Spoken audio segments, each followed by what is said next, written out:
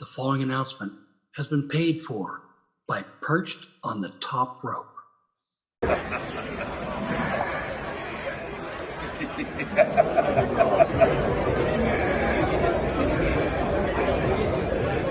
see you. This is Perched on the top rope, and I'm the boogeyman, and I'm coming to get ya! Welcome everyone to Perched on the Top Rope. I am your host, former dirt sheet writer from Sportskeeda, Ringside News, The Daily DDT, The Richest, and The Sportster. Ladies and gentlemen, I am Lee Walker. And a massive report, especially when it comes to WWE War Games, as the latest update has provided a massive update on the latest signee of the upcoming edition of WWE Raw, as reports surfaced a few days ago revealing that a member of the legendary Anao'i Family member has officially joined WWE. Lance Anao'i, the son of Samu from the Head Shrinkers, and the nephew of Alpha Jr., formerly known as Manu in WWE, became part of WWE actually this summer. Now, his debut was delayed due to an injury, leaving his status unconfirmed until now. Lance Anao'i was a top star in MLW and requested his release last year, which was granted, and fans have eagerly awaited his arrival in WWE. So, for those who are unfamiliar with Lance Anao'i, he appeared on WWE Raw back in 2019. There, his cousin Roman Reigns saved him from Shane McMahon and Drew McIntyre, who had attacked him. While reports confirmed that Lance Anao'i signing with WWE, the brand he would join had remained unclear this whole time. Fortunately, the latest update has now clarified his status within the promotion, as PW Unlimited had tweeted a photo of Lance Anao'i, and in the tweet it says, "Has Lance Anao'i been signed by WWE and placed in NXT?" He was seen here with NXT wrestlers at a Give Kids the World event. And yeah, he is pictured with a bunch of NXT stars in this photo. So there is that. Now, Lance Anao'i, the reports were followed by an emergence of a photo showing him wearing an NXT attire alongside others in the WWE Performance Center talent. His relative, L.A. Smooth, also known as Lloyd Anao'i, has since confirmed his status within NXT. In a recent interview with Keeks and Squeaks, L.A. Smooth was asked which family member he would like to see signed by WWE, and while talking about his relatives, he confirmed that Lance Anao'i is currently part of NXT. As he stated, "Jacob Fatu, my nephew, I was waiting for them to pick him up. I'm so blessed. My other nephew, Lance Anao'i, he's in NXT right now," L.A. Smooth said. And as of now, Lance Anao'i is out with an injury. Nevertheless, it will be exciting to see what plans the promotion has for him on NXT once he is cleared to compete. So I guess the real question here is, how long until Lance Anao'i ends up involved in this Bloodline storyline? Because the reality is, if you're signing him in Anao'i, then that's where they need to go. They need to be part of that Bloodline storyline. And speaking of the Bloodline, we have seen the stories develop into Bloodline, the OG Bloodline, if you will, versus the new Bloodline at War Games. That's right, ladies and gentlemen. You heard it here. On SmackDown last Friday, Solo Sikoa made the challenge to Roman and the Usos to face each other at War Games. Now, Roman Reigns had said, but you don't have 5 people. And Solo Sikoa said that he had Sami Zayn as a 4th person. Now, during that whole thing, we saw Sami Zayn come out on SmackDown. Proved everybody wrong. He is, in fact, with the OG Bloodline. That's where he started. He's feeling Usi. That's right.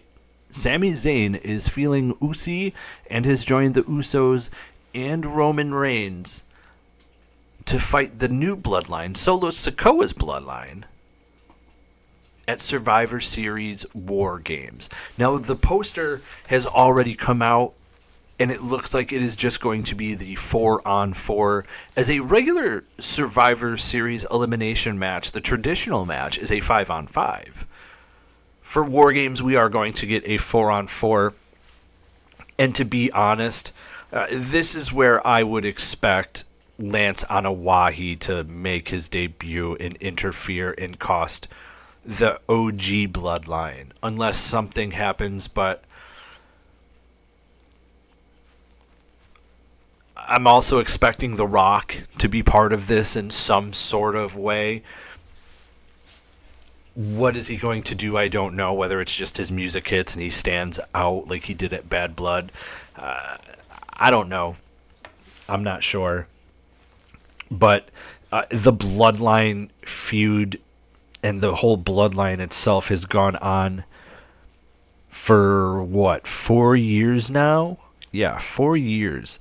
I, for one, love it. I love the long-term, long storytelling, something that Jake the Snake Roberts was really good at. And here, the Bloodline has been a hot storyline for 4 years.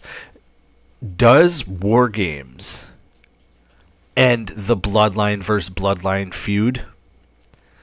My answer is no.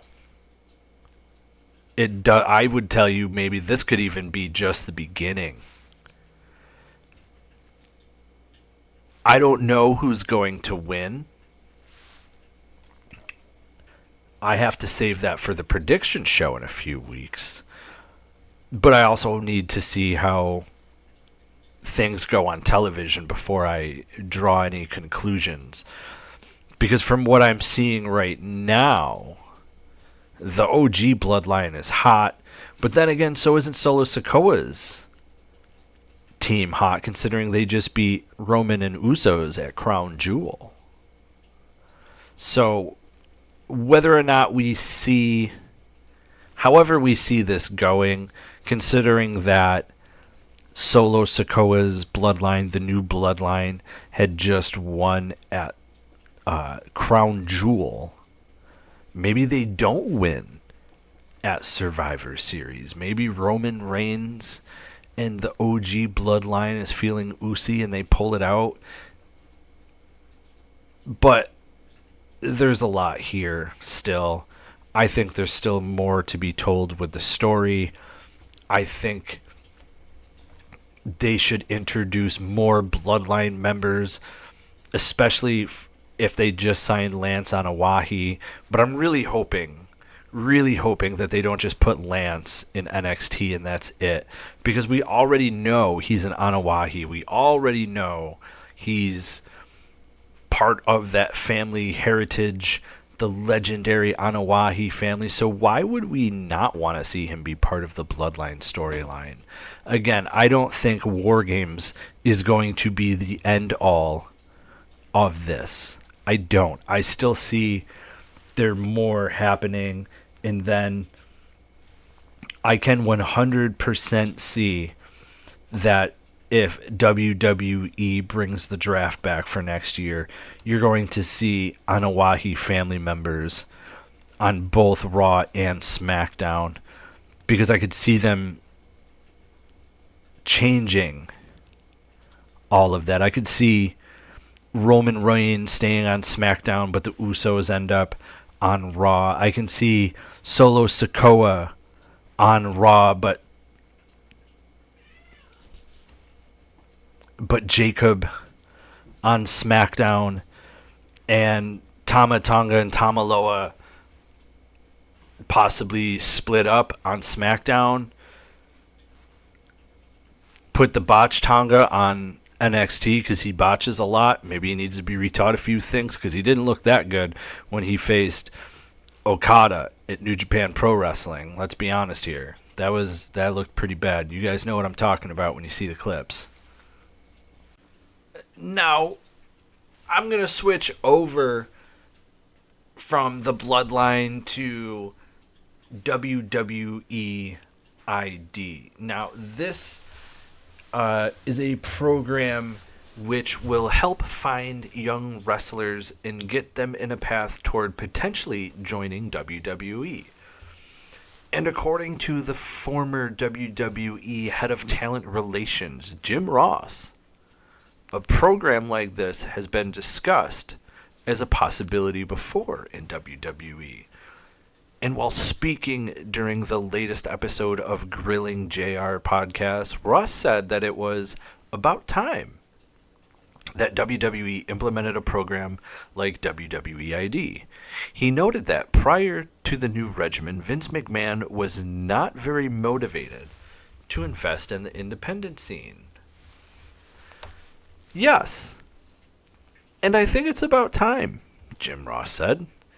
Vince was never really motivated to invest time and money in supporting the indies. It was just, I remember a conversation we had. It was simply, well, Vince, where do you think we got all these other guys? We had some college guys, as you know, but we had a lot of diversity. You get diversity via selection. It's just a crazy deal.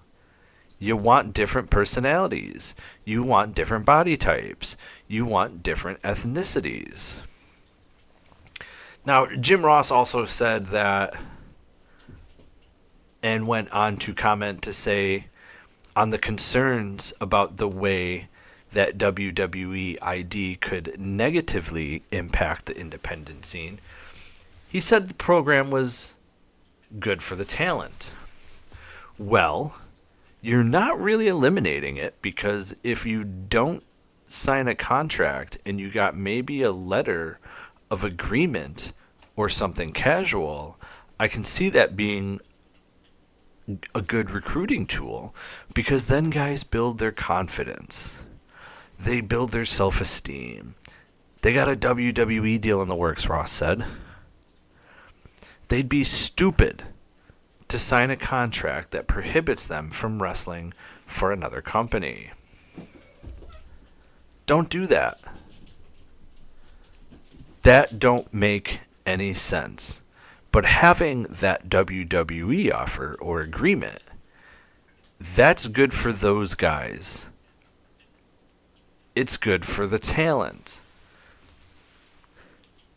Now, is the WWE ID program bad for independent wrestling companies? Not necessarily, because some of the companies that they've picked have been like Booker T's Reality of Wrestling. You know, they've picked wrestlers like Seth Rollins' wrestling school. So they've stayed fairly close to wrestling schools to which they already have talent signed with. So is it bad for independent companies? Because a lot of people I've seen have complained that this won't be good for independent companies with the WWE ID program.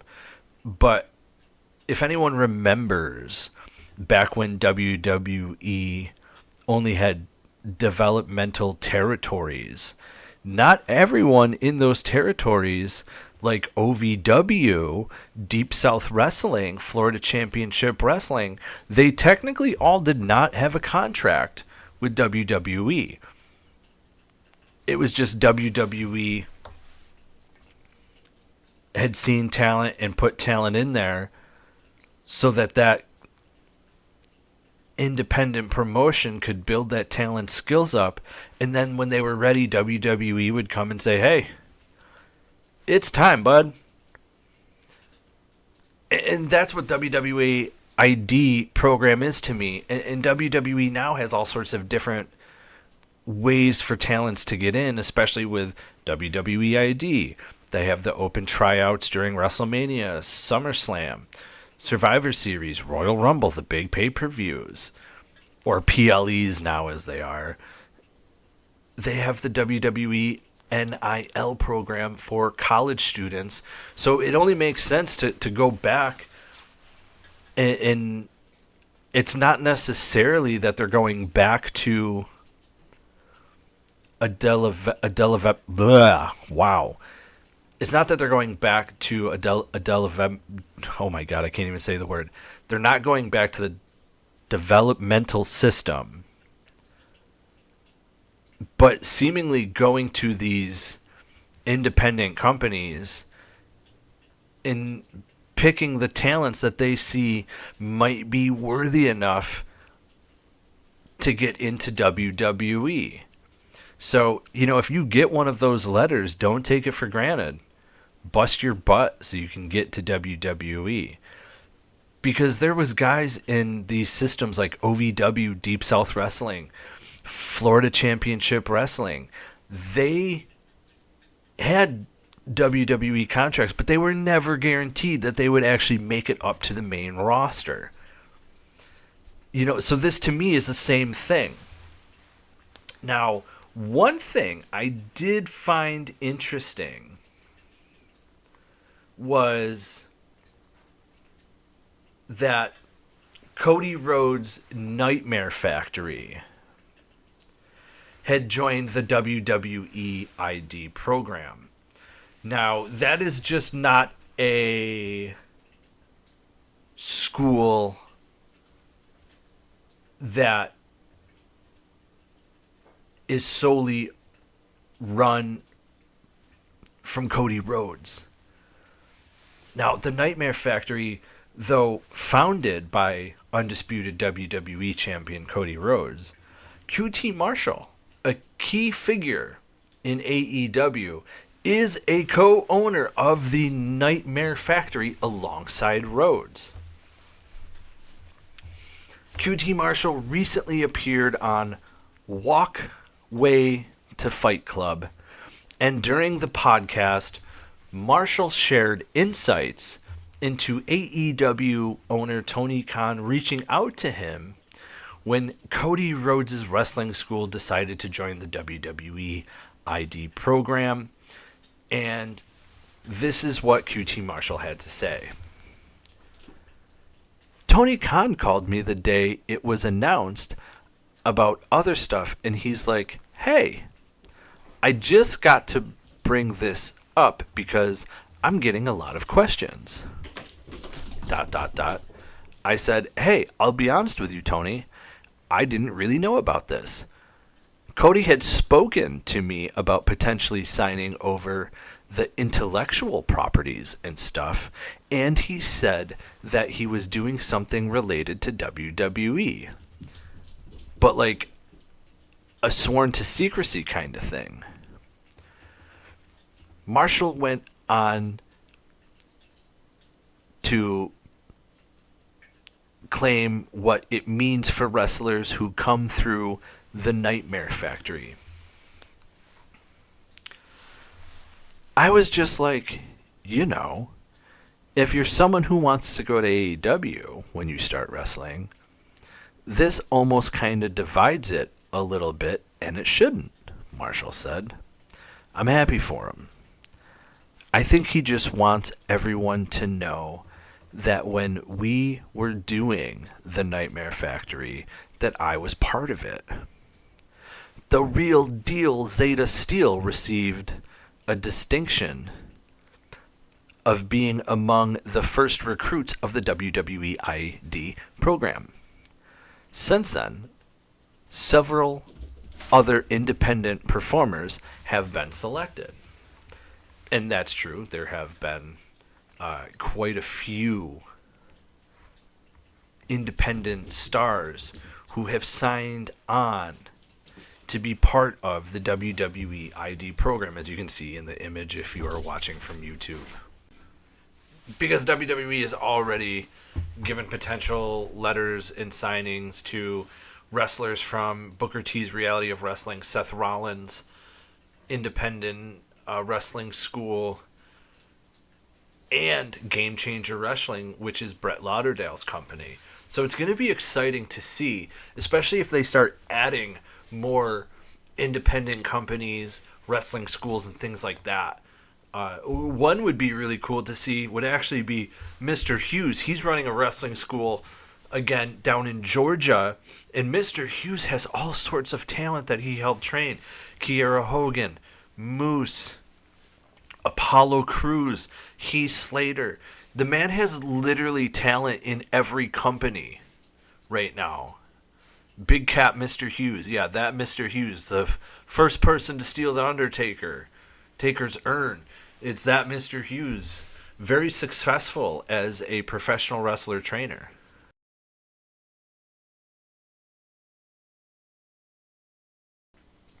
Now, even former WWE General Manager of SmackDown, also former referee, WWE Hall of Famer, Teddy Long commented on the WWE program while speaking to none other than Sportskeeda, almost like a home away from home for me.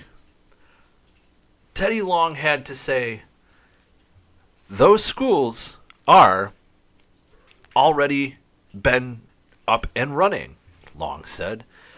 And I think that they've produced a lot of great talent out of them. I know the Monster Factory and Cody Rhodes and those guys, they produced a lot of guys that went to AEW.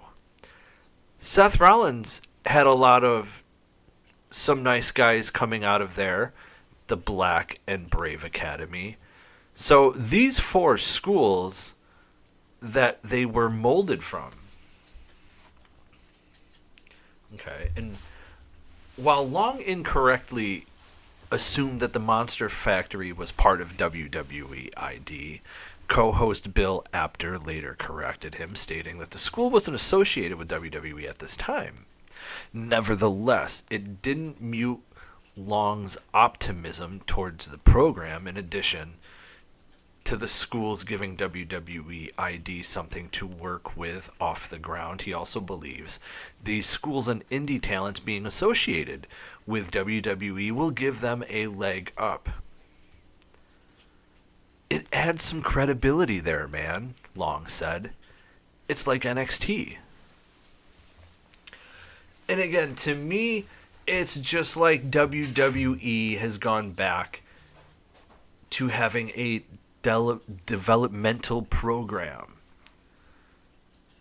These are stars that they're going to potentially work on developing and become part of the WWE universe. Now, there's also a lot of former WWE talent on the independent scene as well. So I'm curious who could be the first WWE or former WWE talent part of the WWE ID program. Time will tell, folks. However, make sure you go and you watch all our unboxing videos, all our card breaks, and all the awesome interviews we have with stars like Bobby Stevenson, formerly known as Damon Kemp, in WWE NXT. Vince Russo, Sonny Ono, and Ultimo Dragon. That's right. One of the rarest interviews you can have, Ultimo Dragon. YouTube.com/Perched on the Top Rope. Don't forget, you can find us on Facebook, over 16,000 followers strong, ladies and gentlemen.